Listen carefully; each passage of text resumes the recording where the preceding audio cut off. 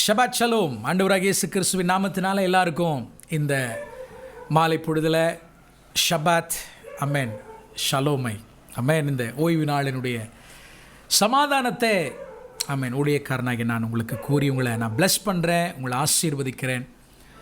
ஆண்டுடைய சமாதானம் அமேன் உங்கள் வாழ்க்கையில் பெருகட்டும். இஸ்ரவேலுக்கு உண்டாகும் சமாதானத்தை நீ காண்பாய் என்று ஆண்டவர் சொன்னாரே, அந்த சமாதானம் உங்களுடைய குடும்பங்களை நிரப்பட்டும் என்று நான் உங்களை ஆசீர்வதிக்கிறேன். ஹல்லேலூயா. இந்த நாளிலே உடன்படிக்கைகளை குறித்து நாம் பார்த்து வருகிறோம். நிச்சயமாய் பலருக்கு அதை ஆசீர்வாதமாக இருக்கிறது என்பதை அறிகிறேன். உங்களுடைய மெசேஜஸ் எங்களை உற்சாகப்படுத்துகிறது. பொறுமையாக நம்ம போவோம். பலருக்கு இப்போவே நிறைய டவுட்ஸ் எல்லாம் வர ஆரம்பிக்குது.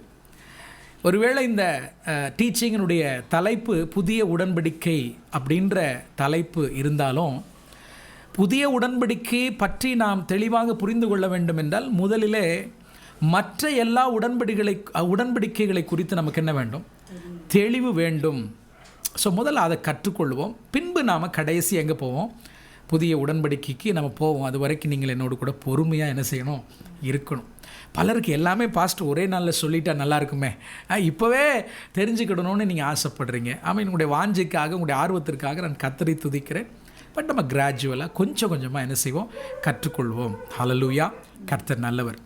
ஸோ நேற்றைய தினத்தில் உடன்படிக்கையினுடைய ரிச்சுவல்ஸ், ஏன் ஆண்டவர் உடன்படிக்கை என்று வரும்பொழுது சில சடங்குகளை வைத்திருந்திருக்கிறார் அப்படின்றத நம்ம பார்த்தோம். இரண்டாவது, உடன்படிக்கை என்று வந்தால் அதில் கமிட்மெண்ட்ஸ் இருக்குது. அதாவது நம்முடைய ஆண்டவராகிய கர்த்தர் கமிட்மெண்ட்ஸ் இல்லையா என்ன செய்கிறார்? அவர் சில விதிமுறைகளை அவரே ஏற்படுத்தி அந்த கமிட்மெண்ட்ஸ்னால தன்னைத்தான் என்ன செய்கிறார்? பைண்ட் பண்ணி கொள்ளுகிறார், கட்டி கொள்ளுகிறார். ஆமென். ஆகவே அவர் சொன்னதை அவர் செய்துதான் ஆக வேண்டும். அதாவது நீங்களும் நானும் அந்த உடன்படிக்கையினுடைய டேர்ம்ஸ் அண்ட் கண்டிஷனுக்கு கீழ்ப்படுகிற பட்சத்தில், நல்லா புரிஞ்சுக்கோங்க, அவர் செய்துதான் ஆக வேண்டும் அப்படின்னா, அன்லெஸ் அதர்வைஸ் நீங்களும் நானும் அந்த உடன்படிக்கையினுடைய டேர்ம்ஸ் அண்ட் கண்டிஷனுக்கு நாம் ஆமேன் என்று சொல்லும் பொழுது கர்த்தர் என்ன செய்கிறார்? நம்மை ஆசீர்வதிக்கிறார். அதே போல் ஆப்ளிகேஷன்ஸ் ஆமேன், அவருடைய கடமைகள் அப்படின்றதையும் நாம் பார்த்து வருகிறோம். ஸோ உடன்படிக்கைகள் அப்படின்னு எடுத்துட்டா எனி கவனன்ட் ஆதாமோடு கூட தேவன் செய்து கொண்டதுலேருந்து ஆரம்பித்து இயேசு கிறிஸ்துவின் மூலமாக நம்மோடு கூட தேவனாகிய கர்த்தர் செய்து கொண்ட புதிய உடன்படிக்கை வரைக்கும் எல்லா உடன்படிக்கைகள்லையும் என்ன இருக்குது? ஆமென், ஸ்தோத்திரம். ரிச்சுவல்ஸ் இருக்குது, டேர்ம்ஸ் இருக்குது, ஆப்ளிகேஷன்ஸ் இருக்குது, கமிட்மெண்ட்ஸ் இருக்குது. இவைகளெல்லாம் எல்லாவற்றிலும் இருக்கிறது. ஆமென். ஸோ இவைகளெல்லாம் எதை பற்றியது? இன்ஃபேக்ட் புதிய உடன்படிக்கையை பற்றியது தான். ஆமென். ஆகையினால தான் நாம் ஒவ்வொரு உடன்படிக்கையாய் தியானித்து நாம் வருகிறோம். ஆமென், ஸ்தோத்திரம். கவனிங்க, இன்றைக்கு மேலோட்டமாய் சில விஷயங்களை சொல்லிட்டு கர்த்தருக்கு சித்தமானால் ஆபிரகாமோடு கூட தேவன் செய்து கொண்ட உடன்படிக்கை இன்றைக்கி நாம் தியானிக்க போகிறோம். That is one of the wonderful covenant. நம்ம கற்றுக்கொள்வதில் மிக அருமையான ஒரு உடன்படிக்கை இருக்குன்னா அது ஆபிரகாமுடைய உடன்படிக்கை. இன்றைக்கி முழுமையாக அதை கற்றுக் கொடுக்க முடியாத, ஏன்னா அது அவ்வளோ பெரிய சப்ஜெக்ட். பட் என்றாலும் நாம் இன்றைக்கி என்ன செய்ய போகிறோம்? அதை நாம் கற்றுக்கொள்ள போகிறோம். ஹல்லேலூயா. கவனிங்க, நோவா, ஏப்ரஹாம், மோசே, தாவீது, அதாவது இவர்களுடைய வாழ்க்கையில் தேவன் அவர்களோடு கூட செய்து கொண்ட உடன்படிக்கை ஒரு விஷயத்தை நமக்கு தெளிவாய் காண்பித்து கொடுக்கிறது. அதாவது ஆண்டவர் இந்த இண்டிவிஜுவல்ஸோட அல்லது இந்த தனிப்பட்ட மனிதர்களாகிய நோவா, ஆபிரகாம், மோசே, தாவீது போன்ற இந்த தனிப்பட்ட நபர்களோடு கூட தேவன் உடன்படிக்கையை இனிஷியேட் பண்ணுகிறார் அல்லது உடன்படிக்கையை அவர்கள் ஏற்படுத்துகிறார் அப்படின்றத நம்ம பைபிளில் படிக்கிறோம். ஆனால் இப்படிப்பட்ட ஜனங்கள் எப்படிப்பட்டவர்களாக இருந்திருக்கிறார்கள்? மறுபடியும் சொல்ல, நோவா, ஆபிரகாம், மோசே, தாவீது போன்றவர்கள் அவர்களோடு கூட தேவன் உடன்படிக்கை செய்ய காரணம் என்னவாக இருந்திருக்குன்னா, நிச்சயமாக சொல்கிறேன், ஆல்ரெடி ஏற்கனவே தேவன் அவர்களோடு கூட உடன்படிக்கை செய்வதற்கு முன்பதாகவே ஒரு விசுவாசம் உள்ள வாழ்க்கையை அவர்கள் என்ன செஞ்சுருக்கிறாங்க? வாழ்ந்திருக்கிறாங்க. அதாவது already they have demonstrated in their life that they are willing to obey him. நான் கர்த்தருக்கு என்ன செய்கிறேன்? கீழ்ப்படிய ஆயத்தமாக இருக்கிறேன் அப்படின்ற ஒரு வாழ்க்கையை அவர்கள் வாழ்ந்திருக்கிறார்கள். பின்புதான் தேவன் அவர்களோடு கூட என்ன செய்திருக்கிறார்? உடன்படிக்கை செய்திருக்கிறார். ஆமென். நோவாவை எடுத்துக்கொள்ளுங்க. பைபிள் சொல்லுகிறது உத்தமனும் நீதிமானும் அப்படின்ற மாதிரி பைபிள் சொல்லுது. நேற்று ஒரு வேர்டு, ஹீப்ரு வேர்டு சொன்ன தமீம் என்கிற வேர்டு, யாருக்குமே குறிக்கப்படாத கொடுக்கப்படாத ஒரு வேர்டு நோவாவுக்கு கொடுக்கப்படுகிறது, தமீம். ஹி வாஸ் பர்ஃபெக்ட் என்ற வேர்டு, அந்த word. But he was perfect before God made covenant with him. அவனோடு கூட தேவன் உடன்படிக்கை செய்வதற்கு முன்பதாகவே ஹி வாஸ் பர்ஃபெக்ட் அப்படின்றத பைபிள் என்ன செய்து நமக்கு காண்பிக்குது. ஆபிரகாமை எடுத்துக்கொள்ளுங்கள். ஆதியாகமம் 18:19 நாம் வாசிக்கும் பொழுது, அவனோடு கூட உடன்படிக்கை செய்து கொள்வதற்கு முன்பதாகவே ஆபிரகாமை குறித்து தேவன் கொடுக்கிற சாட்சியை பாருங்க. ஆமென். 18:19 கர்த்தர் ஆபிரகாமுக்கு சொன்னதை நிறைவேற்றும்படி, அதுக்கு முந்தின வசனம் 18வது வசனத்தை வாசிக்கிறேன்.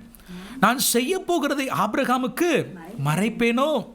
கர்த்தர் ஆபிரகாமுக்கு சொன்னதை செய்யும்படியாய் அவன் தன் பிள்ளைகளுக்கும் தனக்கு பின்வரும் தன் வீட்டாருக்கும் நீங்கள் நீதியையும் நியாயத்தையும் செய்து கர்த்தருடைய வழியை காத்து நடவுங்கள் என்று கட்டளையிடுவான் என்பதை அறிந்திருக்கிறேன் என்றார். இன்ஃபேக்ட் இது ஆண்டவர் ஆபிரகாமோடு கூட உடன்படிக்கை செய்ததற்கு பின்பதாக சொல்லப்பட்ட வார்த்தையாக இருந்தாலும், ஆபிரகாமை குறித்த தேவனுடைய நம்பிக்கை என்னவா இருக்கிறது? ஆமென். நான் அவனோடு கூட உடன்படிக்கை செய்கிறேன் என்றால் அது நிச்சயமாக வேல்யூபிளாக இருக்கும். ஏன்னா என் மகனை பற்றி எனக்கு நன்றாக தெரியும். நான் என்னெல்லாவற்றையும், என்ன டேர்ம்ஸ், என்னென்ன கண்டிஷன்ஸ், என்னென்ன ஆப்ளிகேஷன்ஸ், என்னென்ன கடமைகள் எல்லாவற்றையும் நான் சொல்லுகிறேனோ எல்லாவற்றையும் என் பிள்ளை என்ன செய்வான்? நிச்சயமாக வாழ்ந்து காமிக்கிறது மாத்திரமல்ல, அவனுடைய பிள்ளைகளுக்கும் என்ன செய்வான்? கற்றுக் கொடுப்பான் என்பதில் ஆண்டவர் ஆபிரகாம் என்ன அளவற்ற நம்பிக்கை வச்சிருக்கிறார். மோசேயை குறித்து உங்களுக்கு எல்லாருக்குமே தெரியும். என்னாகமம் 12:3 மோசேயை குறித்து கர்த்தர் சொல்லுகிறார், அவன் சாந்த குணமுள்ளவன் மனிதன். மற்ற எல்லாரை காட்டிலும் ஆண்டவர் ஏன் மோசேவை சூஸ் பண்ணுறார்? ஆமென். என் அன்பு தேவனுடைய பிள்ளை, அவன் சாந்த குணமுள்ள மனிதனாய் ஆமென் தேவன் அவனை உருவாக்கிறார். ஹல்லேலூயா. இதையே நீங்கள் எபிரேயர் 11, 24, 25 எழுதி வைத்துக் கொள்ளுங்கள். எபிரேயர் 11ஆம் அதிகாரம் 24, 25 மோசே குறித்து கர்த்தர் கொடுக்கிற சாட்சி. நான் என்ன சொல்லி வருகிறேன்? ஒரு மனிதனோடு கூட தேவன் உடன்படிக்கை செய்வதற்கு முன்பதாகவே கர்த்தருக்கு பிரியமானவர்களாய் இவர்கள் வாழ்ந்திருக்கிறபடினால தேவன் அவர்களோடு கூட என்ன செய்திருக்கிறார்? உடன்படிக்கை செய்வதற்கு அவர் முன் வந்திருக்கிறார். எத்தனையோ பேர் இருந்திருக்கிறாங்க. Why did God choose Abraham? Why did God choose Noah? Why did God choose Moses? See, அவங்களுடைய இருதயம் கர்த்தருக்கு நேராக இருந்தது. ஹல்லேலூயா. ஆமென். என் அன்பு தேவனுடைய பிள்ளைகளே, அப்போ நீதிமான் மேலே கர்த்தருடைய கண்கள் என்னவா இருக்குது? நோக்கமாக இருக்குது. அஃப்கோர்ஸ் ஆல்ரெடி நம்ம ஆண்டவருடைய உடன்படிக்கைக்குள்ளே தான் நம்ம என்ன செய்கிறோம்? இருக்கிறோம். அதற்காக நான் கர்த்தரை துதிக்கிறேன். ஆனால் ஒரு விஷயத்தை நீங்கள் புரிந்து கொள்ள வேண்டும். இவர்களோடு கூட தேவன் உடன்படிக்கை செய்வதற்கு முன்பதாகவே இவங்க கர்த்தருக்கு பிரியமானவர்களாக என்ன செஞ்சுருக்கிறாங்க? வாழ்ந்திருக்கிறாங்க. அவங்களுடைய இருதயம் கர்த்தருக்கு ஏற்றதாக இருந்திருக்கிறது. சரி, எப்படி ஆண்டவர் செலக்ட் பண்ணியிருக்கிறார் பாருங்கள். எப்படி ஆண்டவர் சூஸ் பண்ணியிருக்கிறாங்க? இல்லை, பைபிள் என்ன சொல்லுது? பக்தி உள்ளவனை கர்த்தர் தமக்கென்று தெரிந்து கொள்ளுகிறார். ஆமென். தெரிந்து கொள்ளுகிறார். ஆமென். தாவீதையும் நான் சொல்லிடுறேன். சங்கீதம் 89 தாவீதை குறித்து வேதவசனம் என்ன சொல்லுகிறது?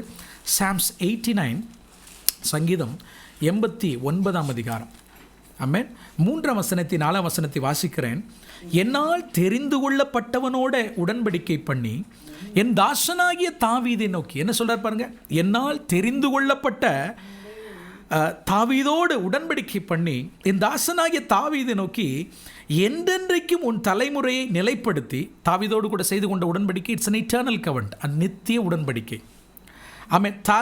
தலைமுறையாக உன் சிங்காசனத்தை ஸ்தாபிப்பேன் என்று ஆணையிட்டேன் என்கிறீர். ஸோ ஆமென், ஸ்தோத்திரம். உடன்படிக்கை என்று வரும்பொழுது ஆணை அப்படின்னு ஒன்று இருக்கிறத நம்ம பார்க்குறோம். இதுதான் நேற்று நம்ம ஓத் அப்படின்னு சொன்னோம் இல்லையா? ஆணை அப்படின்றத நம்ம நேற்றைக்கு நம்ம பார்த்தோம். எனிவே, தாவீதை குறித்தும் பாருங்கள், ஆண்டவர் சொல்லுகிறார், நான் அவனை என்ன தெரிந்து கொண்டு அவனோடு கூட என்ன செஞ்சேன்? உடன்படிக்கை பண்ணினேன். சரி, அப்போது நோவாவாக இருக்கட்டும், ஆபிரகாமாக இருக்கட்டும், மோசேவாக இருக்கட்டும், தாவீதாக இருக்கட்டும், தேவன் அவர்களை தெரிந்து கொண்டு அவர்களோடு கூட என்ன செய்கிறார்? உடன்படிக்கை பண்ணுகிறார்.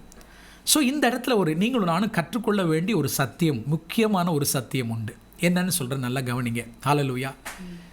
இன்றைக்கி நீங்கள் இந்த இடத்துல உட்காந்து கர்த்தருடைய வசனத்தை கேட்டுட்டு இருக்கீங்கன்னா, உங்கள் குடும்பத்தில் எத்தனையோ பேர் படித்தவங்க இருக்காங்க, கல்விமான்கள் இருக்கிறாங்க, நீங்கள் வாழ்கிற சமுதாயத்தில் எவ்வளோ சாமர்த்தியசாலிகள் இருக்கிறாங்க. ஆனால் அவர்களை தெரிந்து கொள்ளாமல் கர்த்தர் உங்களை மட்டும் நோவாவை போல, ஆபிரகாமை போல, மோசேயை போல, தாவீதை போல தெரிந்து கொண்டு ஒருவேளை ஊழியத்திலேயோ எந்த விதத்திலேயோ கர்த்தர் உங்களை ரட்சித்து உங்களோடு கூட உடன்படிக்கை பண்ணியிருக்கிறார்னா, நிச்சயமாக சொல்கிற உங்கள் தாயின் கற்பத்தில் ஆமென் கர்த்தர் உங்களை என்ன செஞ்சுருக்கிறார், தெரிந்தெடுத்திருக்கிறார். உங்களை குறித்து கர்த்தர் பெரிய ஒரு திட்டத்தை வச்சிருக்கிறார். ஹல்லேலூயா. ஆமென். God knows. நிச்சயமாக நீங்கள் அவருக்கு கீழ்ப்படிவீங்க அப்படின்னு தெரிஞ்சு தான் உங்களை தெரிந்தெடுத்திருக்கிறார். எபிரேயர் நிருபத்தில் ஒரு வசனம் இப்படியாய் சொல்கிறது, நான் ஏசாவை வெறுத்து யாக்கோபை நேசித்தேன், சிநேகித்தேன் அப்படின்னு சொல்கிறார். ஒரே தகப்பனுக்கு பிறந்த பிள்ளைங்க தான் யார்? ஏசாவும் யாக்கோபும். அப்போ ஆண்டவர் பட்சபாதம் உள்ளவரா? ஏன் ஆண்டவர் இப்படி சொல்கிறாரு? யாக்கோபை சிநேகித்தேன்னு சொல்கிறாரு, ஏசாவை வெறுத்தேன் அப்படின்னு சொல்கிறாரு. Is it God partial? Is he respecter of persons? No. தேவன் பட்சபாதம் உள்ளவர் அல்லவே அல்ல. ஆண்டவர் தன்னுடைய முன் அறிதலில், by his foreknowledge, knowledge புரிஞ்சுக்கோ, அவருடைய முன் அறிதலில் ஒருவன் எனக்கு கீழ்ப்படிவான், ஒருவன் எனக்கு கீழ்ப்படிய மாட்டான் என்பதை கர்த்தர் அறிந்து தான் என்ன செய்கிறாரு, தமக்கென்று ஜனங்களை எலெக்ட் பண்ணுகிறார், தெரிந்தெடுக்கிறார். ஹல்லேலூயா. ஆமென். நல்லா புரிஞ்சுக்கோங்க, இந்த பூமியில் 700 கோடி ஜனங்கள் இருக்கிறார்கள். கால்வினிஸ்டிக் தியாலஜி அப்படின்னு ஒரு தியாலஜி இருக்குது. இதெல்லாம் நம்ம பின்னாடி இந்த சப்ஜெக்டில் நிறைய பார்க்க போகிறோம். ஜான் கால்வின் இந்த மாதிரி காரியங்கள்லாம் அவற்றை நம்ம சொல்லித்தர போகிறேன். ஏன்னா இதை நியூ கவர்னன்ட்னு வரும்போது அதெல்லாம் நம்ம கற்றுக்கொள்ள தான் போகிறோம். பயப்படாதீங்க, ரொம்ப சிம்பிளாக தான் நான் சொல்லித்தருவேன். ரைட். அந்த கால்வினிஸ்டிக் தியாலஜி என்னென்னா, கர்த்தர் ஒரு சிலரை மாத்திரம் பரலோகத்துக்கு நியமித்திருக்கிறார், மற்றவர்களெல்லாம் நரகத்துக்கு தான் தேவன் நியமித்திருக்கிறார் என்று உள்ள டீச்சிங் ஜான் கால்வின் அல்லது ஜான் கால்வினுடைய தியாலஜியை கற்றுக் கொடுக்கிற வேதாகம கல்லூரிகளில் அல்லது அதை நம்பி அல்லது அதை படித்து வரக்கூடியவர்கள் அவருடைய நம்பிக்கை என்னென்னா, இந்த பூமியில் ஒரு சிலரை மாத்திரம்தான் தேவன் தனக்கென்று சூஸ் பண்ணுகிறார் என்றும் மற்றவர்கள் நரகத்துக்கு தான் ஆயத்தம் பண்ணப்பட்டுக்கிறார்கள் அப்படின்றது தான் ஜான் கால்வின், அந்த கால்வினிஸ்டிக் தியாலஜி. ஆமென். என் அன்பு தேவனுடைய பிள்ளைகளை நல்லா புரிஞ்சுக்கோங்க, நாம் அதை நம்பவே கிடையாது. ஹல்லேலூயா. இந்த பூமியில் இருக்கக்கூடிய ஒரு ஆத்மாவும் கெட்டு போகக்கூடாது, அதுதான் என் ஆண்டவருடைய விருப்பமாக இருக்கிறது. ஹல்லேலூயா. எல்லாரும் ஆண்டவராக இயேசு கிறிஸ்துவினுடைய அன்புக்குள்ளே வர வேண்டும் என்பது தான் தேவனுடைய திட்டமாக இருக்கிறது. ஆனால் நல்லா புரிஞ்சு, ஆனால் ஆண்டவர் சிலரை ஆண்டவர் தனக்கென்று முன் குறித்து சூஸ் பண்ணுறார், தேர்ந்தெடுக்கிறார். ஹல்லேலூயா. நோவாவை போல, ஆபிரகாமை போல, தாவீதை போல, பேதுருவை போல, பவுலை போல கர்த்தர் சிலரை தனக்கென்று என்ன செய்கிறாரு, எலெக்ட் பண்ணுகிறார். யாரை கர்த்தர் தெரிந்து கொண்டாரோ அவர்களை நீதிமானாக்குகிறார். யாரை நீதிமானாக்குகிறோ அவர்களை மகிமைப்படுத்துகிறார் என்று ரோமர் 8ஆம் அதிகாரத்தில் வாசிப்போம். நீங்களும் நானும் என் அன்பு தேவனுடைய தெரிந்தெடுப்பதினால, பை ஹிஸ் எலெக்ஷன், அவர் நம்ம தாயின் கற்பத்திலேயே முன் குறித்தபடினால இன்றைக்கு அவருடைய பிள்ளைகளாக, அவருடைய உடன்படிக்கையின் பிள்ளைகளாக இருக்கிறோம். ஹல்லேலூயா. ஆனால் இன்னும் ஆண்டவரை அறியாமல் திரளான ஜனங்கள் வெளியில் இருக்கிறார்களே, அவர்களை குறித்த தேவனுடைய திட்டம் என்ன அப்படின்னா, உங்களை தேர்ந்தெடுத்திருக்கிறார்ல, உங்கள் மூலமாக அவர்களை என்ன செய்ய போகிறார், ஆண்டவர் தன்னுடைய ராஜ்யத்திற்குள்ளே கொண்டு வர போகிறார். இதை நல்லா புரிஞ்சுக்கும். இதை தான் நாங்கள் நம்புகிறோம், நாம் நம்புகிறோம். கால்வினிஸ்டிக் தியாலஜி, அதாவது ஹைப்பர் கிரேஸ் தியாலஜி நீங்கள் எடுத்துட்டிங்கன்னா, அதில் கர்த்தர் சிலரை தனக்கென்று தெரிந்தெடுத்திருக்கிறார் என்றும் தேவனுடைய கிருபை அவர்களுக்கு மாத்திரம்தான் என்றும், அவர்கள் வேண்டான்னு சொன்னாலும் ஆண்டவரை இர்ரெசிஸ்டபிள் கிரேஸ்ன்னு சொல்லுவாங்க. இதை நம்ம பின்னாடி படிப்போம். பட் ஜஸ்ட் ஒரு ஒரு ஒரு ஒரு இதை நான் உங்களுக்கு கொடுக்குறேன். இந்த வேர்டு நான் ஏற்கனவே 2 நாளைக்கு முன்னாடி சொன்னேன், கிரேஸுக்கு அட்ஜெக்டிவ் தேவையே கிடையாது. கிருபைன்னா கிருபை மட்டும்தான். அதுக்கு amazing grace, irresistible grace, free grace அப்படின்னு நம்ம சொல்ல முடியாது. ஸோ இந்த இர்ரெசிஸ்டபிள் கிரேஸ்ன்ற வேர்டு இங்கிலீஷில் எதனுடைய அடிப்படையில் வருதுன்னா, கால்வினிஸ்டிக் தியாலஜியினுடைய அதாவது ஜான் கால்வின் என்கிறவருடைய இறையியல் தான் அது கொண்டு வந்தது. என்னன்னா, அதாவது மிகைப்படுத்தப்பட்ட அதீத கிருபையை பேசக்கூடியவர்கள் என்ன சொல்கிறாங்கன்னா, நீங்கள் வேண்டான்னு சொன்னாலும் ஆண்டவர் உங்கள் கிருபை உங்கள் மேலே என்ன செய்வார், ஆண்டவர் ஊற்றுவார். அப்படியெல்லாம் ஆண்டவர் ஊற்ற மாட்டார். வேண்டானா வேண்டாதான். ஹல்லேலூயா. ஸோ அவர்களுடைய கூற்று என்னன்னா, அதாவது சிலரை மாத்திரம் ஆண்டவர் தேர்ந்தெடுத்திருக்கிறார், அவர்கள் மேலே தேவன் தன்னுடைய கிருபையை வேண்டாம் என்றால் என்ன செய்வாராம், ஊற்றுவாராம். மற்றவர்கள் நரகத்துக்கு தான் போவாங்க அப்படின்றாங்க. அப்படி கிடையாது. கர்த்தர் உங்களையும் என்னையும் ஆபிரகாமை தெரிந்து கொண்டது போல தனக்கென்று ஆண்டவர் சூஸ் பண்ணியிருக்கிறார். ஒரு ஸ்பெஷல் பர்பஸுக்காக சூஸ் பண்ணியிருக்கிறார்.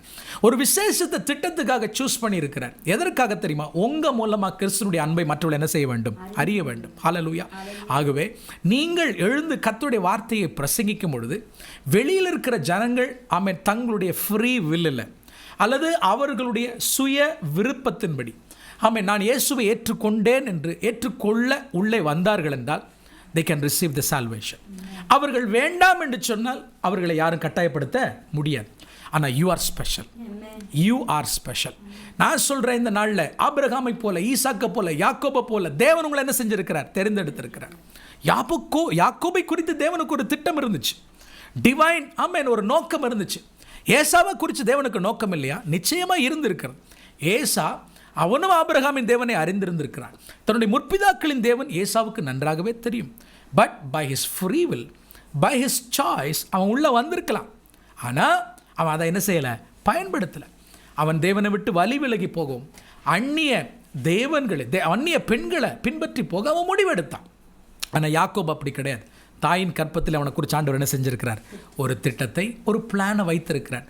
நான் சொல்கிறேன், இந்த நாளில் இந்த மாலை வேளையோடு கூட இணைந்திருக்கிற ஒவ்வொருவரோடு கூட கர்த்தர் பேசுகிறார். God has a plan. ஆமென். நிச்சயமாக அவர் உங்கள் மேலே நம்பிக்கை உள்ளவராக இருக்கிறார். நீங்கள் அவருக்கு கீழ்ப்படிவீங்க. ஆமென். சொல்லுங்க பார்க்கலாம், நெஞ்சில் கை வச்சு சொல்லுங்க, நான் அவருக்கு கீழ்ப்படிவேன். ஆமென். உண்மை உள்ளவன் என்று எண்ணி இந்த ஊழியத்துக்கு என்ன ஏற்பட்ட, நான் உண்மை உள்ளவனாக இருக்கிறேன் அப்படின்றதுனால அல்ல, உண்மை உள்ளவன் என்று யூ வில் பி ஃபெய்த்ஃபுல். நீங்கள் நம்பிக்கை உள்ளவர்களாக இருப்பீங்கன்னு ஆண்டவருக்கு நல்லா தெரியும். ஹல்லேலூயா. ஆமென். ஆகவே இப்படித்தான் தேவன் தன்னுடைய பிள்ளைகளோடு கூட உடன்படிக்கை பண்ணுகிறார். ஹல்லேலூயா. அதுவும் பார்த்தீங்கன்னா குறிப்பாக நான் சொன்ன இந்த 5 உடன்படிக்கைகளில் ஆபிரகாமோடு கூட தேவன் செய்து கொண்ட அப்ரஹாமிக் கவனண்ட்டாக இருக்கட்டும், தாவீதோடு கூட தேவன் செய்து கொண்ட இந்த டேவிடிக் கவனண்ட்டாக இருக்கும், மற்ற உடன்படிக்கைகள் எல்லாவற்றிலையும் இந்த உடன்படிக்கை ரொம்ப சிறப்பான உடன்படிக்கை நான் சொல்லுவேன். என்ன அப்படின்னா, இவைகள் ரெண்டுலேயும் மறுபடியும் சொல்கிறேன், ஆபிரகாமோடு கூட தேவன் செய்து கொண்ட உடன்படிக்கையிலையும் தாவீதோடு கூட தேவன் செய்து கொண்ட உடன்படிக்கையிலையும் அடங்கியுள்ள வாக்கு தத்தங்களும், அதில் அடங்கி இருக்கக்கூடிய பிற காரியங்கள், அதில் இருக்கக்கூடிய டேர்ம்ஸாக இருக்கலாம், அதில் இருக்கக்கூடிய ரிச்சுவல்ஸாக இருக்கலாம், அதில் இருக்கக்கூடிய கமிட்மெண்ட்ஸாக இருக்கலாம், அதில் இருக்கக்கூடிய ஆப்ளிகேஷன்ஸாக இருக்கலாம். இவைகள் அனைத்தும் நல்லா புரிஞ்சுங்க. இவைகள் அனைத்தும் மறுபடியும் சொல்கிறேன், ஆபிரகாமோடும் தாவீதோடு கூட செய்து கொண்ட உடன்படிக்கையில் அடங்கியுள்ள இந்த அம்சங்கள் எல்லாவற்றிலும் மனிதனுடைய ரட்சிப்புக்கேற்ற சத்தியங்கள் நிறைஞ்சிருக்குது. full of truths about salvation when you talk about or when you meditate on the Abrahamic covenant and the Davidic covenant. Hallelujah. Full of salvation. It's all about salvation. அதனால தான் முதல்ல நான் சொல்லியிருப்பேன் ஆரம்ப கட்டத்தில், முதலாக ரட்சிப்பின் சுவிசேஷத்தை கேட்டவரே யார் தான்? ஆபிரகாம் தான். அது ஒரு தனி சப்ஜெக்ட். ஏப்ரஹாம் அண்ட் சால்வேஷன்றது ரொம்ப சூப்பரான ஒரு சப்ஜெக்ட். அதை இன்னொரு நாள் நம்ம என்ன செய்வோம்? பார்ப்போம். ஹல்லேலூயா. பாருங்கள், அதனால தான் மத்தேயு 1:1 நம்ம படிச்சிருப்போம். ஆனால் அது ரொம்ப வேகமாக படிச்சுட்டு போயிடுவோம். என்ன, அது முதல் வசனம் அப்படி தானே. மத்தேயு 1:1 வாசிக்கிறேன் பாருங்கள். ஆபிரகாமின் குமாரனாகிய தாவீதின் குமாரனான இயேசு கிறிஸ்துவனுடைய வம்ச வரலாறு. ஸோ இயேசு கிறிஸ்துவனுடைய வம்ச வரலாறை பற்றி பேசும்பொழுது பைபிள் எப்படி ஆரம்பிக்கிறது, இல்லை மத்தேயு எப்படி ஸ்டார்ட் பண்ணுறாரு? ஆபிரகாமின் குமாரனாகிய தாவீதின் குமாரனான இயேசு கிறிஸ்து அப்படின்றார். அப்போது கண்டிப்பாக ஆபிரகாமினுடைய உடன்படிக்கையையும் தாவீதினுடைய உடன்படிக்கைக்கு அதிக நேரத்தை நம்ம என்ன செய்ய போகிறோம்? செலவு பண்ணி போய் ரட்சிப்பை குறித்து நம்ம என்ன செய்ய போகிறோம்? பார்க்க போகிறோம். ஆமென். சரி. ஸோ நேற்றைய தினத்தை நம்ம முடிக்கும்போது நோவாவினுடைய உடன்படிக்கையில் நம்ம என்ன செஞ்சோம்? முடித்தோம் இல்லையா? நோவாவை ஆண்டவர் என்ன செய்தார்? ஜலப்பிரளயம் முடிந்ததுக்கப்புறம் அவங்க பேழையை விட்டு வெளியே வந்த பொழுது என்ன செஞ்சாங்க? கர்த்தருக்கென்று பலி செலுத்தினாங்க.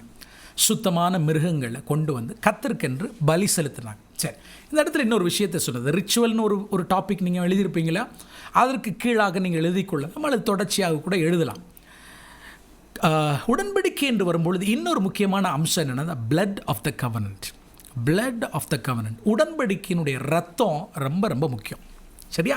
ஸோ உடன்படிக்கைன்னு வரும்போது நிறைய விஷயங்களை பார்த்துட்டு வந்து நீங்கள் மறந்துடக்கூடாது. டேர்ம்ஸ் இருக்குது, விதிமுறைகள் இருக்குது, ரிச்சுவல்ஸ் இருக்குது, அதாவது சடங்குகள் உண்டு, கமிட்மெண்ட்ஸ் இருக்குது, ஸ்தோத்திரம், ஆப்ளிகேஷன்ஸ் இருக்குது, கடமைகள் இருக்குது. ஸோ இது எல்லாவற்றிலும் இருக்கிறது. அதுபோல் மிக முக்கியமான ஒன்று என்னென்னா பிளட் ஆஃப் த கவனன்ட், உடன்படிக்கையினுடைய ரத்தம் என்பது ரொம்ப முக்கியமான அதாவது தாவீதோடு கூட செய்து கொண்ட உடன்படிக்கையில் மாத்திரம்தான் நீங்கள் ரத்தத்தை பார்க்க முடியாது.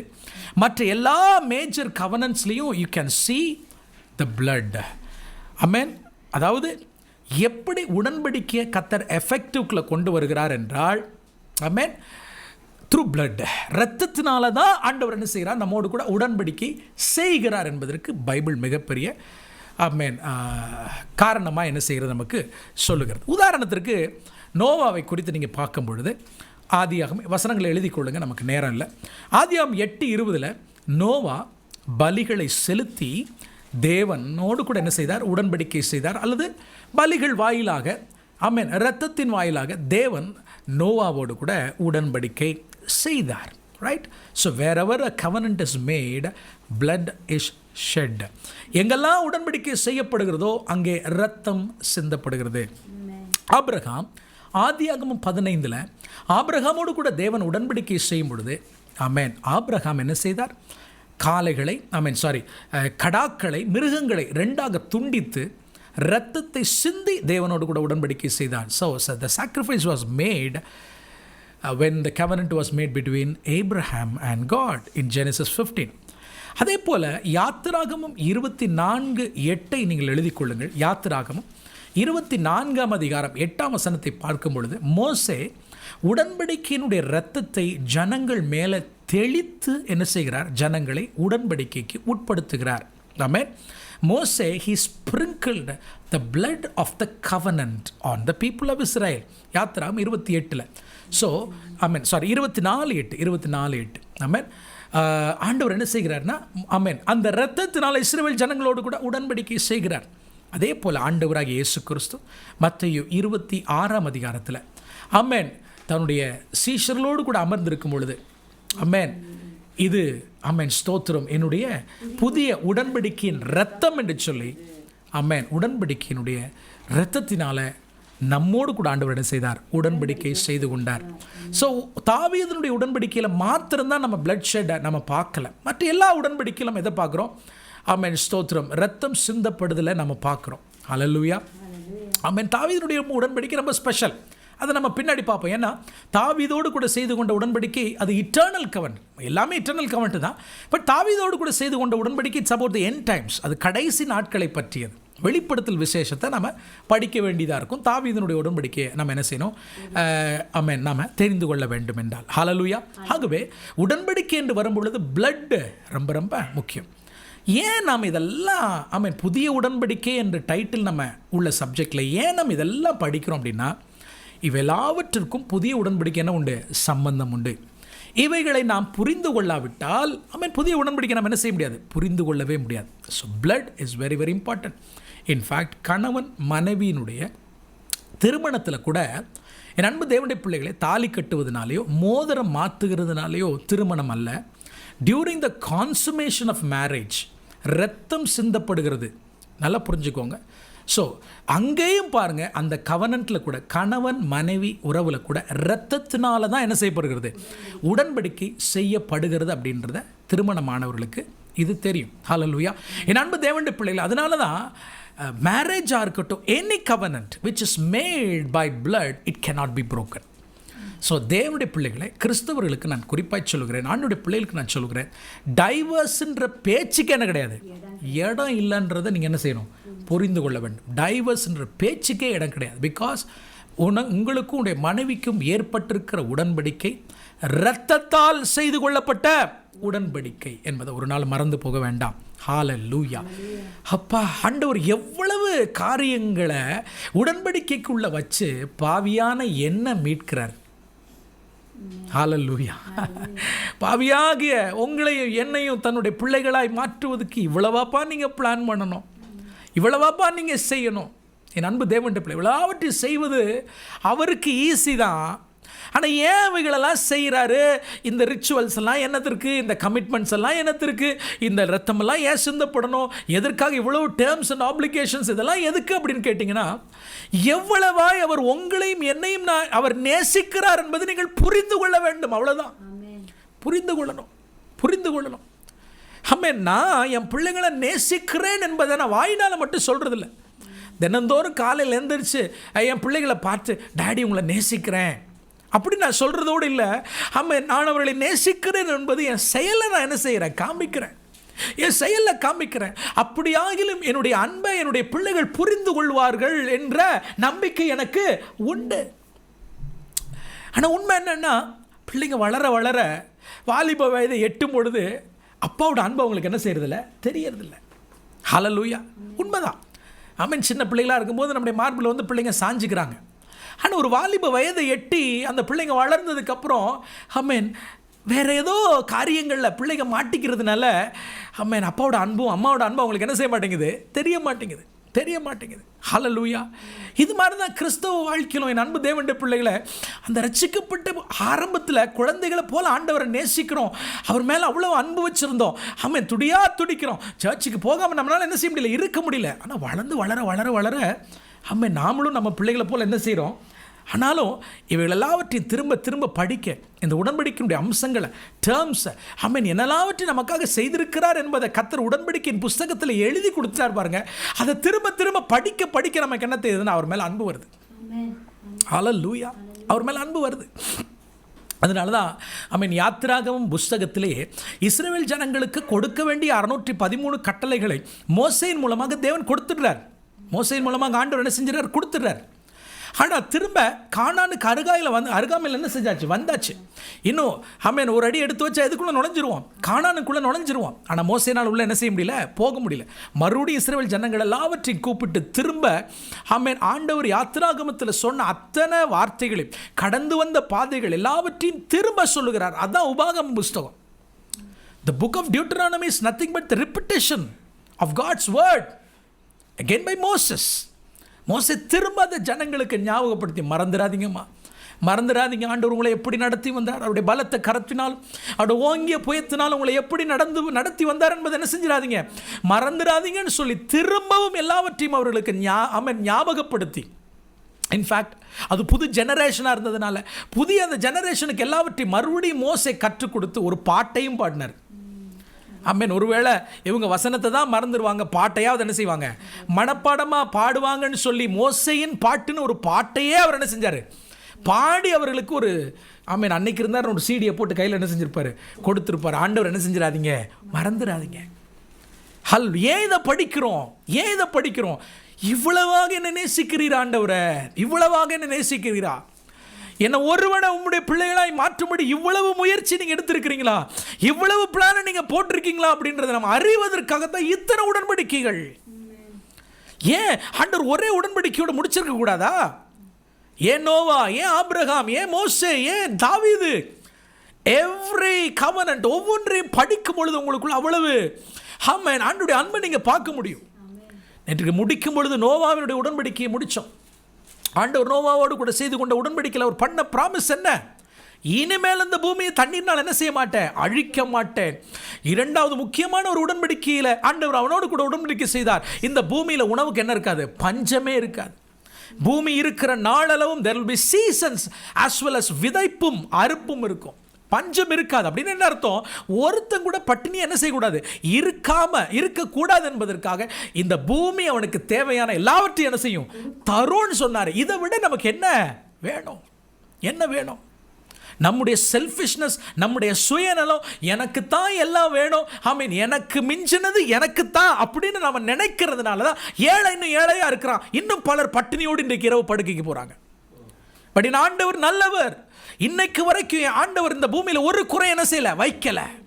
It is an eternal covenant that God made with Noah, that until அவர் திரும்ப வருகிற வரைக்கும் இந்த பூமியில் உணவுக்கு என்ன இருக்காது, பஞ்சமே இருக்காது. Hallelujah. Amen. நோவாவினுடைய உடன்படிக்கை ஒரு சிறப்பான உடன்படிக்கை. He made a covenant with the family. Amen. It's an eternal covenant. இன்னைக்கும் அது வேலிடா? கண்டிப்பா வேலிட். மழை பெய்யும் போது நீங்கள் வெளியில் வானவில்லை என்னன்னு சொன்னேன், இட்ஸ் காட்ஸ் வெட்டிங் ரிங். நீங்கள் அதை பார்த்தீங்கனால முடிவு பண்ணிக்கோங்க, இன்றைக்கும் நோவாவுடைய உடன்படிக்கை என்னவா இருக்குது, அலைவாக இருக்குது. நல்லா கவனிங்க, திரும்ப ஒரு நாள் வரப்போகுது. அன்றைக்கு நோவாவும் அவனுடைய குடும்பத்தாரும் சபை என்கிற அந்த பேழையில் காக்கப்பட்டது போல, ஆமென், ஸ்தோத்திரம், அந்த கீழ் அந்த பூச்சு, அந்த வேர்டு காஃபார் என்கிற வேர்டு, அந்த அந்த பேழையை சுற்றிலும் உள்ளும் புறமும் பூசப்பட்ட அந்த கீழ் இருக்கு பாருங்க, அந்த தாறு, அதுக்கு எபிரேய மொழியில் காஃபார் என்று பேர். காஃபார், காஃபார், CAPHAR. காஃபார் என்றால் அட்டோன்மெண்ட், பாவ நிவாரணம் என்ற அர்த்தம்.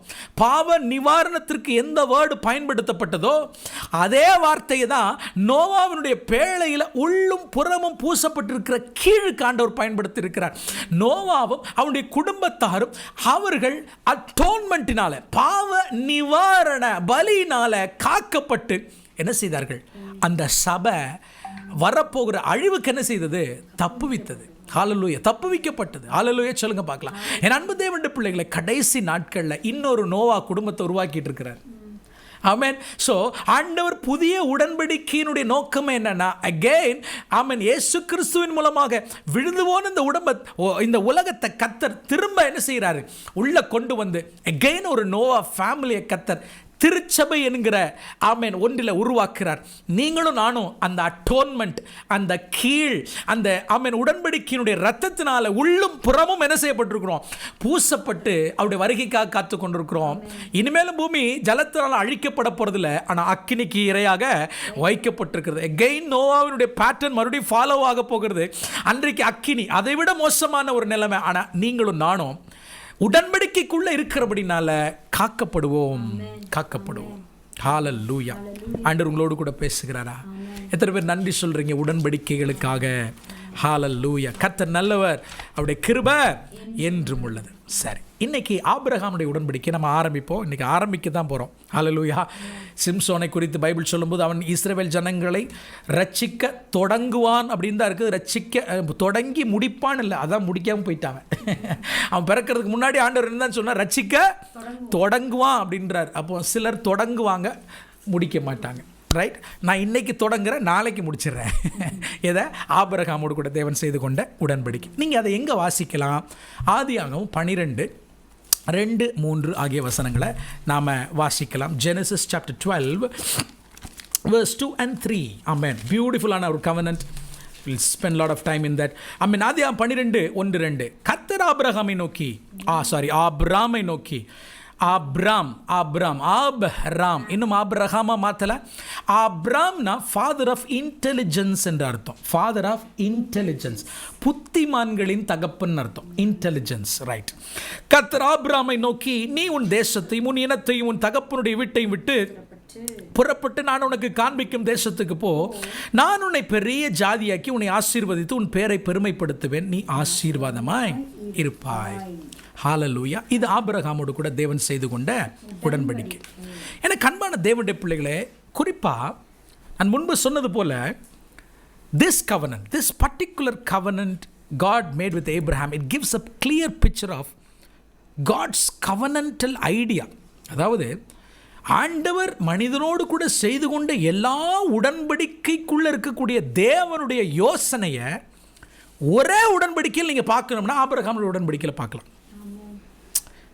ரைட், நோவாவோடு கூட செய்கிறாரு, தாவீதோடு கூட. பட் அதாவது கலெக்டிவாக ஆண்டவருடைய மைண்டில் என்ன இருக்குது, அப்படி ஐடியா என்னன்றதை நீங்கள் தெரிஞ்சுக்கொண்டோம்னா இந்த கவனன்ட்டை நல்லா தெளிவாக படித்தா என்ன செய்யலாம்? புரிந்து கொள்ளலாம்.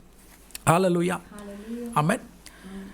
ஆபிரகாமோடு கூட செய்து கொண்ட உடன்படிக்கை என்று வரும்பொழுது, அந்த ஆபிரகாமோடு கூட செய்து கொண்ட உடன்படிக்கையினுடைய கூறுகள் அல்லது அந்த உடன்படிக்கையினுடைய எலிமெண்ட்ஸை நீங்கள் ஈசாக்கோடு தேவன் செய்து கொள்ளுகிற உடன்படிக்கையோடும் யாக்கோபோடு செய்து கொண்ட உடன்படிக்கையோடும் அது தொடருகிறத நீங்கள் பார்க்கலாம். Hallelujah. It's a continual process. ஆபிரகாமோடு கூட செய்து கொண்ட உடன்படிக்கை என்பது ஆபிரகாமோடு கூட முடிந்து போகலை. ஆபிரகாமிலிருந்து அந்த எலிமெண்ட்ஸ் எங்கே டிரான்ஸ்ஃபர் ஆகுது? ஈசாக்குக்கு போகுது. ஈசாக்கிலிருந்து எங்கே போகுது? யாக்கோபுக்கு போகுது. யாக்கோபிலிருந்து எங்கே போகுது? யோசேப்புக்கும் அவனுடைய 2 பிள்ளைகளாகிய எப்ராயிமுக்கும் மனாசேவுக்கும் போகுது.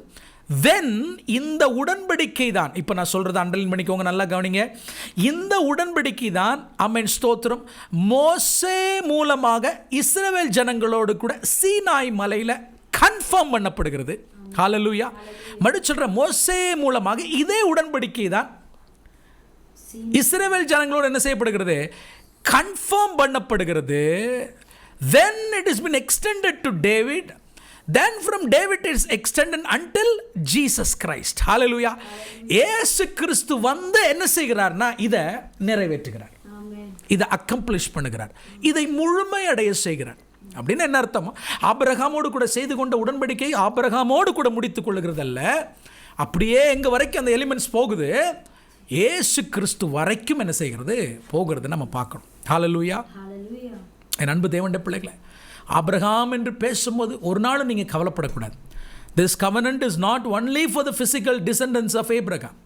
ஆபிரகாமுடைய மாம்ச சரீர ரீதியான ஜனங்களோடு கூட செய்து கொண்டப்பட்ட உடன்படிக்கை மாத்திரமல்ல, இயேசு கிறிஸ்துவின் மூலமாக இந்த பூமியில் அவரை நம்புகிற எல்லாரோடு கூட தேவன் செய்து கொண்ட உடன்படிக்கை, அதனுடைய ஆசீர்வாதங்களை நாம் என்ன செய்கிறோம் பெற்றுக்கொள்கிறோம். ஹல்லேலூயா. ஆமென். சொல்றது உங்களுக்கு புரியுதா? ஆனா எல்லாரும் சொல்லுங்க என்னது? ஆனா ஆபிரகாமோடு கூட செய்து கொண்ட உடன்படிக்கையில் அவனுடைய பிசிக்கல் பிள்ளைகளா, அதாவது சரீர பிரகாரமான பிள்ளைகளாக இருக்கக்கூடிய யூதர்களுக்கு முக்கியமான ரோல் இருக்கு, வைட்டல் ரோல் இருக்கு. ஆமென். மறுபடியும் சொல்றேன், ஆபிரகாமோடு கூட தேவன் உடன்படிக்கை செய்தார், அந்த உடன்படிக்கை நமக்கும் பொருந்துன்றதை நான் சொன்னேன்.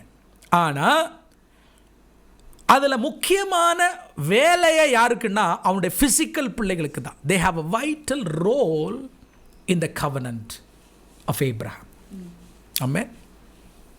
அதனால தான் இயேசு கிறிஸ்து சமாரியா ஸ்திரீட்ட பேசும்போது சுவிசேஷம் யூதர்கள் வழியாக வருதுன்றார். சுவிசேஷம் அமெரிக்கன் வழியாக வரல, சுவிசேஷம் யூரோப்பியன் வழியாக வரல.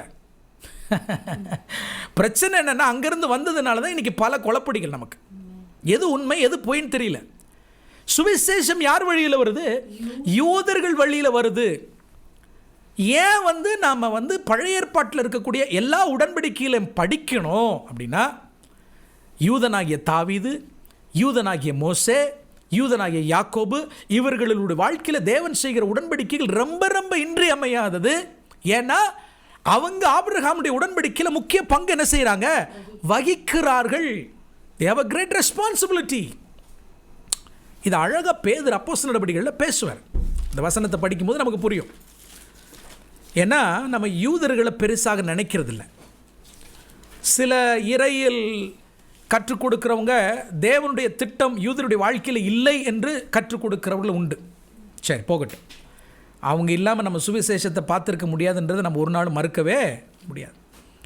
அப்போஸ்தலர் 3ஆம் அதிகாரம் 24ஆம் வசனத்திலிருந்து வாசிக்கிறேன். Acts chapter 3 verse 23, the famous message which was preached by Peter, his first sermon. Samuel முதற்கொண்டு, அப்போஸ்தலர் 3:24 வாசிக்கிறேன். சாமுவேல் முதற்கொண்டு எத்தனை பேர் தீர்க்க தரிசனம் உரைத்தார்களோ அத்தனை பேர்களும் இந்த நாட்களை முன்னறிவித்தார்கள். எந்த நாட்கள்? பெந்தேகோஸ்தே பண்டிகை அன்றைக்கு ஆவியானவர் ஊற்றப்படுகிற நாட்கள். எனவே இப்போ நான் வாசிக்கிறத கவனமாக பாருங்கள். நீங்கள் அந்த தீர்க்கதரிசிகளுக்கு புத்திரராயிருக்கிறீர்கள். உன் சந்ததியினாலே பூமியில் உள்ள வம்சங்கள் எல்லாம் ஆசீர்வதிக்கப்படும் என்று தேவன் ஆபிரகாமுக்கு சொல்லி நம்முடைய முன்னோர்களோட பண்ணின உடன்படிக்கைக்கு புத்திரராக இருக்கிறீர்களே. இப்போ பேதுரு யாருக்கிட்ட பிரசங்கம் பண்ணிட்டு இருக்கிறாரு? அன்றைக்கு அங்கே இருந்த யூதர்களோட. ஆமென். யூதர்கள் திரளான கிட்டத்தட்ட 3000 பேர் ரட்சிக்கப்படுறாங்க. பட் லட்சக்கணக்கான யூதர்கள் அங்கே அமர்ந்து இருக்கிறாங்க. அவர்கள் நடுவில் பேதுரு எழுந்து பிரசங்கிக்கும் போது, உன் சந்ததியினால பூமியின் வம்சங்கள் எல்லாம் ஆசீர்வதிக்கப்படும் என்று தேவன் ஆபிரகாமுக்கு சொல்லி நம்முடைய முன்னோர்களோட பண்ணின உடன்படிக்கைக்கு நீங்கள் என்னவா இருக்கிறீங்க? புத்திரராக இருக்கிறீர்கள். அவர் உங்கள் எல்லாரையும் உங்கள் பொல்லாங்குகளிலிருந்து விலக்கி உங்களை ஆசீர்வதிக்கும்படி தேவன் தம்முடைய பிள்ளையாகிய இயேசுவை எழுப்பி முதலாவது உங்களிடத்திற்கே அவர் என்ன செஞ்சாரு? அனுப்பினார். ஹல்லேலூயா. நான் சொல்றது உங்களுக்கு புரியுதா? Amen. What is the goal of Abrahamic covenant? ஆபிரகாமோடு கூட பிதாவாகிய தேவன் செய்து கொண்ட உடன்படிக்கையினுடைய முக்கியமான கோல் என்னன்னா, உங்கள் எல்லாரையும் பொல்லாங்கிலிருந்து விளக்கணும். எல்லாரும் தட்ஸ் சால்வேஷன். அதுதான் சால்வேஷன், அதுதான் ரட்சிப்பு. ஆபிரகாமோடு கூட நான் உடன்படிக்கை செய்யும் பொழுதே ஆண்டவருடைய உள்ளத்தில் என்ன இருந்துச்சுன்னா, எல்லா மனிதர்களும் இந்த பூமியில் இருக்கக்கூடிய 700 கோடி ஜனங்களும் பொல்லாங்கிலிருந்து என்ன செய்யப்பட வேண்டும்? விடுதலையாக்கப்பட வேண்டும். எப்படி விடுதலையாக்கப்பட வேண்டும்? தம்முடைய பிள்ளையாகிய இயேசுவை கொண்டுன்றார். Through Christ sacrifice.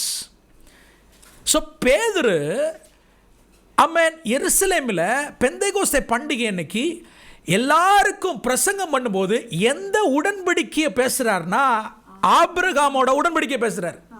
நான் புதிய ஏற்பாட்டிலேருந்து பேசிக்கிட்டு இருக்கேன், பழைய ஏற்பாட்டிலேருந்து அல்ல. நான் மறுபடியும் உங்களுக்கு ஞாபகப்படுத்துறேன். இன்றைக்கி பலர் தவறான ஒரு விஷயத்தை நினச்சிக்கிட்டு இருக்காங்க. என்னென்னா பழைய ஏற்பாடு என்றால் பழைய உடன்படிக்கை, புதிய ஏற்பாடு என்றால் புதிய உடன்படிக்கை. இங்கே பாருங்கள், புதிய ஏற்பாட்டில் எழும்பி நின்று பேதுரு பிரசங்கம் பண்ணும் பொழுது எந்த உடன்படிக்கையை மேற்கோள் காட்டுகிறார்? பூமியில் இருக்கிற எல்லா ஜனங்களும் பொல்லாப்பிலிருந்து விலகி ஆபிரகாமினுடைய பிள்ளைகளாகிய உங்கள் மூலம் அவங்க என்ன செய்யணும்? ஆசீர்வாதத்தை பெற்றுக்கொள்ள வேண்டும். அதுவும் எப்படியா? கிறிஸ்துவை எழுப்பி அல்லது கிறிஸ்துவின் மூலமாக எல்லாரும் ரட்சிப்புக்குள்ள வர வேண்டும் அப்படின்னு தேவன் எங்கே உடன்படிக்கை பண்ணிட்டாரு? ஆபிரகாமோடு கூட உடன்படிக்கை பண்ணிட்டார்னு பேதுரு அழகாக ஆபிரகாமுடைய உடன்படிக்கை மேற்கோள் காட்டுகிறது நம்ம பார்க்குறோம். ஒரு அல்லையிலே சொல்லுங்க பார்க்கலாம். சொல்லுங்க, உங்களுக்கு புரியுதா? ஆமென், ஆமென். ஸோ ஆபிரகாமுடைய உடன்படிக்கையினுடைய கோல் என்ன? What is the goal of Abraham's covenant? எல்லாரும் பொல்லாங்கிலிருந்து விளங்கணும், எல்லாரும் பாவத்தினுடைய அடிமைத்தனத்திலிருந்து விளங்கணும். இந்திய தேசத்தில் இருக்கக்கூடிய 135 கோடி ஜனங்களும் பொல்லாங்கிலிருந்து விளங்கணும். ஆனால் மிக தெளிவாக ஆபிரகாமுடைய உடன்படிக்கை சொல்லுகிற சத்தியம் என்ன தெரியுமா? That forgiveness is possible only through faith in the sacrifice of Jesus. இயேசு கிறிஸ்துவின் மேலே அல்லது இயேசு கிறிஸ்து சிலுவையில் மரிக்கிறார். அவருடைய மரணத்தில் அவருடைய உயிர்த்தெழுதலிலே நம்பிக்கை விசுவாசம் வைப்பது மூலமாக மாத்திரமே அவன் மன்னிப்பை அடைய முடியும். ஹல்லேலூயா. இதுதான் ஆபிரகாம் உடன்படிக்கையினுடைய கருத்துன்றதை பேதுரு என்ன செய்கிறாரு? பிரசங்கம் பண்ணுகிறார். ஹல்லேலூயா. அதில் பியூட்டிஃபுல்லாக அவர் சொல்லுவது என்னென்னா, முதல்ல உங்களுக்கு சொன்னார். யாருக்கு? முதல்ல யூதர்களே உங்ககிட்ட தான் வர்றார். என்னன்னா, நீங்கள் ஆபிரகாமுடைய ஃபிசிக்கல் பிள்ளைங்க, நீங்கள் எழும்பி இந்த உலகத்துக்கு என்ன செய்யணும்? கொண்டு செல்லணும். You are the chosen people நான் சொல்கிறார். ஹல்லேலூயா. அன்றைக்கி யாரெல்லாம் விசுவாசித்தாங்களோ அவங்களை கொண்டு கர்த்தர் உலகம் முழுவதும் சுவிசேஷத்தை என்ன செய்தார்? பரம்ப செய்தார். ஸோ ஆபிரகாமுடைய உடன்படிக்கையில் யூதர்களுக்கென்று ஒரு தனி இது இருக்குது. இதே இடத்துல இன்னொரு விஷயத்தை நான் சொல்லி நாம் ஜெபிக்க போகிறோம். ஹல்லேலூயா. அப்படிங்க மறுபடியும் சொல்கிறேன், ஆபிரகாமுடைய உடன்படிக்கை நமக்கு கற்றுக் கொடுக்குற ஒரு விஷயம் என்ன? அப்போஸ்தலர் 3:25-26 படி பொல்லாங்கிலிருந்து பாவத்திலிருந்து ஒருவன் விடுதலையாக வேண்டும் என்றால் யாரை விசுவாசிக்க வேண்டும்? கிறிஸ்துவை விசுவாசிக்க வேண்டும். So forgiveness is possible only through faith in the sacrifice of Jesus Christ. But எல்லாரும் சொல்லுங்க என்னது? ஆனா once forgiven, ரட்சிக்கப்பட்ட உடனேயே அல்லது மன்னிக்கப்பட்ட உடனேயே தேவன் நீங்களும் நானும் ஆபிரகாமுடைய எக்ஸாம்பிளை உதாரணத்தை ஃபாலோ பண்ணணும்னு ஆண்டவர் எதிர்பார்க்கிறார். இப்போ நான் சொல்ல போகிறதே எல்லாரும் கொஞ்சம் கஷ்டமாக இருக்க போகுது. ஹல்லேலூயா. நாமளும் ஆபிரகாமுடைய பிள்ளைகள், விசுவாசத்தினால நாம் ரட்சிக்கப்பட்டிருக்கிறோம் அப்படின்னு நம்ம என்ன செய்கிறோம்? நினச்சி சந்தோஷப்படுறோம், ஆர்ப்பரிக்கிறோம். பட் ஒன்ஸ் யூ ஃபர்கிவன், நீங்கள் மன்னிக்கப்பட்ட உடனே ஆபிரகாமுடைய எக்ஸாம்பிளை நீங்கள் ஃபாலோ பண்ணணும். என்ன பாஸ்டர் அது? What is Abraham's example? ஆபிரகாமுடைய முன் உதாரணம் என்ன? He demonstrated his faith by putting his full effort in pleasing God through obedient to his commandments. நான் சொல்கிறது புரிஞ்சா? தன்னை இலவசமாய் கிருபையினால நீதிமான் ஆக்கின தேவனுக்கு நன்றியுள்ளவனாய் விசுவாசமுள்ளவனாய் இருப்பதை காண்பிக்கும்படி அவருடைய கட்டளைகளின்படி அவருடைய கற்பனைகளின்படி நடந்து ஆபிரகாம் தேவனை பிரியப்படுத்தினார். ஹல்லேலூயா. இதைத்தான் ஆதியாகமம் 18 வாசித்தோம். நம்ம எல்லாரும் நினைப்போம், இப்போ கொஞ்சம் கொஞ்சமாக உள்ளே வருவோம் சப்ஜெக்டுக்குள்ளே. நான் ரட்சிக்கப்பட்டுட்டேன், ஆண்டவரை ஏற்றுக்கிட்டேன், இனிமேல் எனக்கு பிரமாணம் கிடையாது, கட்டளைகள் கிடையாது. 10 கட்டளைகள் கற்பனைகள் எனக்கு இல்லவே இல்லை. அதெல்லாம் பழைய உடன்படிக்கை, அதெல்லாம் பழைய ஏற்பாடு, அதெல்லாம் முடிஞ்சு போச்சு. நோ. ஏன் புதிய உடன்படிக்கை பேசும்பொழுது நான் நோவாவை பற்றி பேசுகிறேன், ஆபிரகாமை பற்றி பேசுகிறேன்னா எவ்ரி திங் இஸ் கனெக்டட். நான் முதல்ல சொன்னதை திரும்ப சொல்லுகிறேன். இவைகளெல்லாம் வெவ்வேறு உடன்படிக்கைகளாக இருந்தாலும் தேவனை பொறுத்த மட்டும் இவைகளெல்லாம் ஒன்லி ஒன் கவனன்ட். அவ்வளோதான், ஒரே உடன்படிக்கை தான். அதனுடைய மைய கருவை யார்? ஆண்டவராகிய இயேசு கிறிஸ்து தான். அதனுடைய நோக்கமும் கோல் என்னன்னா, பாவியாகிய ஜனங்கள் என்ன செய்யணும்? ரட்சிக்கப்படணும். அவ்வளவுதான். ரட்சிக்கப்பட்டதுக்கு பின்பதாக என்னுடைய விசுவாசத்தை நான் எப்படி காண்பிக்கிறேன்? அவருடைய கட்டளைகளையும் பின்பற்றி. நியாயப்பிரமாணமே வரலையே, நியாயப்பிரமாணம் இன்னும் கொடுக்கப்படலையே. ஆனால் ஆபிரகாமை குறித்து ஆதியாகமம், மறுபடியும் அந்த வசனத்தை எடுங்க பார்க்கலாம் ப்ளீஸ், என்னோடு கூட சேர்ந்து. 18:19 வாசிக்கிறேன், மறுபடியும் சொல்கிறேன். நேற்று நோவாவை குறித்து பார்க்கும் பொழுது, நோவா சுத்தமுள்ள மிருகங்கள், சுத்தம் இல்லாத மிருகங்கள் எப்படி சூஸ் பண்ணாரு? தோராவில் மட்டும்தான் இருக்குது அப்படின்னு. So how did Noah choose? இப்போ ஆபிரகாமுக்கு எப்படி பிரமாணங்கள் தெரியும்? வாசிங்களேன் 19 வசனம். கர்த்தர் ஆபிரகாமுக்கு சொன்னதை நிறைவேற்றும்படிக்கு தனக்கும் தன் பின் வீட்டாருக்கும் நீங்கள் நீதியையும் நியாயத்தையும் செய்து கர்த்தருடைய வழியை காத்து நடவுங்கள் என்று கட்டளையிடுவான் என்பதை என்ன செஞ்சிருக்கிறேன்? அறிந்திருக்கிறேன் அப்படிங்கிறார். ஹல்லேலூயா. கற்பனைகள், கட்டளைகள், நீதி, நியாயம் எல்லாம் நியாயப்பிரமாணத்தில் உள்ளது. How did? ஸோ நியாயப்பிரமாணமும் அப்படின்றது, அல்லது தோரா என்பது, அல்லது கர்த்தருடைய கட்டளைகள், கற்பனைகள் என்பது ஏதோ மோசேயின் மூலமாக சீனாயில் கொடுக்கப்பட்டதல்ல. இவைகள் அத்தனையுமே முதல்ல இருந்தே இருக்குது. சீனாய் மலையில் இந்த ஜனங்களுக்கு எழுதி கொடுக்கப்பட்டது, அவ்வளவுதான். ஆதாமினுடைய பிள்ளைகளாகிய ஆபேலுக்கும் காயினுக்கும் நிலத்தினுடைய முதற் பலனை கொண்டு வந்து கர்த்தருக்கு பலி செலுத்த வேண்டும் என்கிற தசமபாகம் என்கிற பிரின்சிபிளை யார் கற்றுக் கொடுத்தது? நோவாவுக்கு சுத்தமுள்ள மிருகம், சுத்தமில்லாத மிருகம் என்று யார் கற்றுக் கொடுத்தது? ஆபிரகாமுக்கு தேவனுடைய நீதி நியாயங்கள் என்னவென்று யார் கற்றுக் கொடுத்தது? என் அன்பு தேவனுடைய பிள்ளைகளே, when God makes covenant, தேவன் உடன்படிக்கை செய்யும் பொழுது, மறுபடியும் சொல்றேன், வீக்கர் பார்ட்னரா, உடன்படிக்கையினுடைய பலவீனமான பார்ட்னரா இருக்கிற நமக்கு சில ஆப்ளிகேஷன்ஸை கர்த்தர் செஞ்சிருக்கிறாரு, கொடுத்திருக்கிறாரு. நல்லா புரிஞ்சுக்கோங்க. அன்கண்டிஷனபிள் லவ் அப்படின்னு ஒரு லவ் பைபிளில் கிடையாது. நல்லா தெளிவாக வச்சுக்கோங்க. சில ஃப்ரேசஸ், சில வேர்ட்ஸ் இந்த ஃபேஸ்புக்கில், இந்த வாட்ஸ்அப்லையும் பார்த்து நம்மளை புல்லரிக்க வைக்குது. அதில் ஒன்று என்னென்னா அன்கண்டிஷனல் லவ். எப்படி? எங்கள் பைபிளில் ஒரு இடத்துல எனக்கு அன்கண்டிஷனல் லவ் காமிங்க பார்ப்போம். No, God's love is conditional. நீங்கள் என் வாக்கை உள்ளபடி கேட்டு என் சத்தத்திற்கு செவி கொடுப்பீர்கள் என்றால் பூமியில் இருக்கிற சகல ஜாதிகளும் உங்களை என்ன செய்வேன்? மேன்மையாக வைப்பேன்.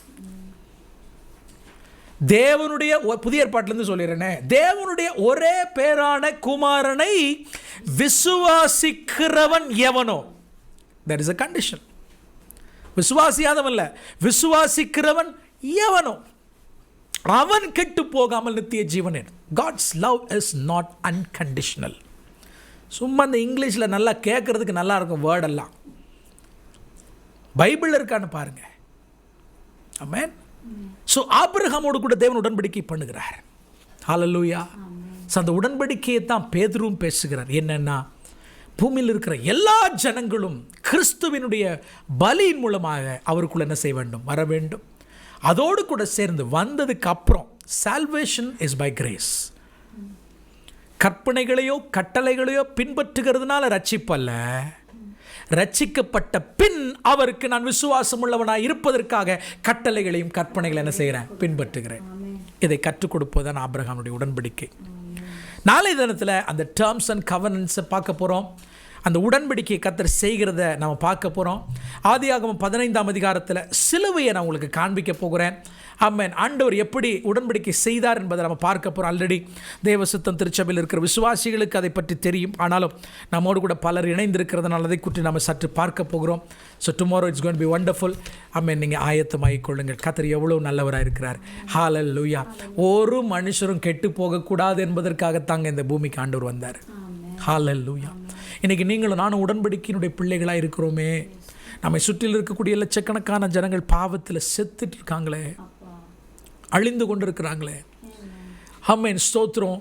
ஆண்டவர் ஆபிரகாமோடு கூட செய்து கொண்ட உடன்படிக்கையினுடைய ஆமென் ஸ்தோத்திரம் விதிமுறைகளில் அந்த டேர்ம்ஸில் ஒன்று என்ன தெரியுமா? You will be a blessing. நீ ஆசீர்வாதமாக இருப்பாய். பல நேரங்கள் ஆண்டவர் ஆபிரகாமை போல என்னை ஆசீர்வதின்னு கேட்குறோமே. பொருளாதார ஆசீர்வாதத்தை பற்றி பேசும் பொழுதெல்லாம் ஆபிரகாமை உதாரணமாய் வச்சு பேசுகிறோமே. ஏன்? ஆமென். அந்த உடன்படிக்கையில் முக்கியமான டேர்மாக இருக்கக்கூடிய ஒன்று you will be a blessing. நீ மற்றவர்களுக்கு என்னவா இருப்பாய்? ஆசீர்வாதமாக இருப்பாய் என்பதை நாம் ஏன் மறந்து போனோம்? ஏன் எல்லாமே எனக்கு தான்? Amen. Everything is for me. எனக்கு நாம் ஏன் வாழ்ந்து கொண்டிருக்கிறோம்? உடன்படிக்கைக்கு உட்பட்ட ஜனங்களே ஆமென் மற்றவர்களுக்கு கொடுப்பதற்காகவே நாம் அழைக்கப்பட்டிருக்கிறோம் என்பதை தெரிந்து கொள்ளுங்க. ஹல்லேலூயா. ஜெபிப்போம். தகப்பனே, இந்த நல்ல மாலை வேளைக்காக நன்றி. எங்களோடு கூட பேசுவதற்காக ஸ்தோத்திரம். உடன்படிக்கையினுடைய மகத்துவங்களை அறிந்து கொள்ளும்படி கண்களை நீர் திறந்து கொண்டிருப்பதற்காக நன்றி செலுத்துகிறோம். நன்றி செலுத்துகிறோம் ஆண்டவரே. அப்போ நாங்களும் இன்றைக்கு ஆபிரகாமோடு கூட செய்து கொண்ட உடன்படிக்கையினுடைய அங்கமாக இருக்கிறோம். பாவிகளாய் இருந்த எங்களை இன்றைக்கு கிறிஸ்துவனுடைய பலியின் மூலமாக மீட்டெடுத்துமோடு கூட இணைத்தீரே. உமக்கு நன்றி, உமக்கு நன்றி. என்னோட இணைந்திருக்கிற ஒவ்வொருவரை மனதார பிளஸ் பண்ணுறேன். நம்முடைய கிருபை வேளை தாங்கட்டும். மகிமையும் கனத்தையும் உமக்கே செலுத்துகிறேன். இயேசுவின் நாமத்தில் பிதாவே. ஆமென், ஆமென். God bless you all. கர்த்தர் உங்களை எல்லாரையும் ஆசீர்வதிப்பாராக. மீண்டும் காலையில் உங்களை சந்திக்கிறேன்.